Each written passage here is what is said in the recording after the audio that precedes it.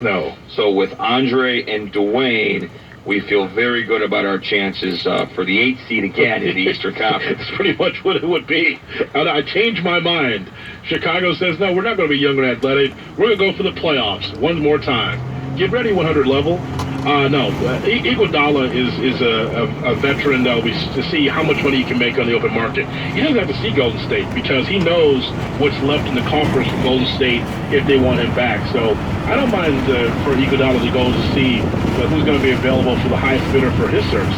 Right, and to be clear, we know the Bulls will do absolutely nothing during free agency. It will be very, very boring, very mundane, but it's what they have to do. Look, they're rebuilding now for real, except for Wade because they gave him a player option. But they're rebuilding for real, so I don't expect any sneaky over-the-hill things with Chicago this year at least.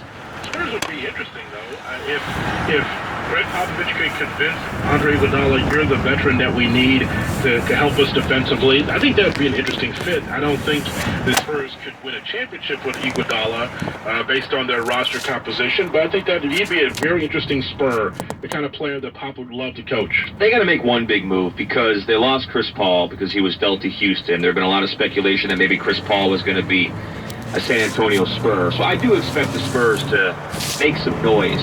They have to. And Iguodala would be interesting. I would not leave Golden State because it's like an automatic ring.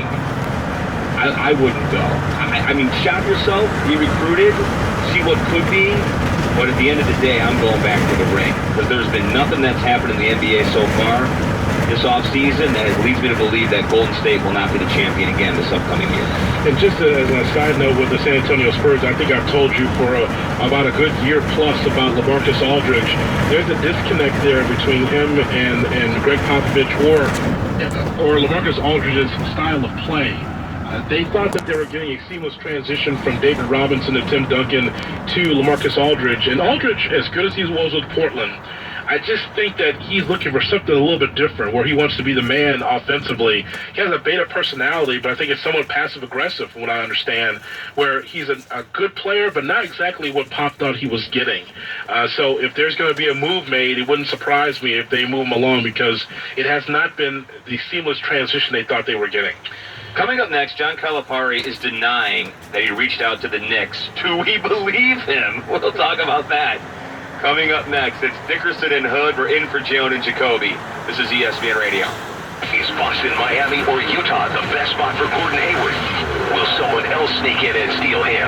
We'll sort it all out Monday morning on Mike and Mike starting at 6 Eastern on ESPN Radio and ESPN2. This is Michael David from Seattle. I'm 51 years old. 6 months ago, I started taking Andro 400 to increase my testosterone. Since then, I've lost 35 pounds of fat. My waist went from size 38 to size 32. I have more energy, and I look and feel 20 years younger. And now my wife tells me I have to take Andro 400. Hi, this is Ron Johnson from Utah. After 10 weeks of taking Andro 400,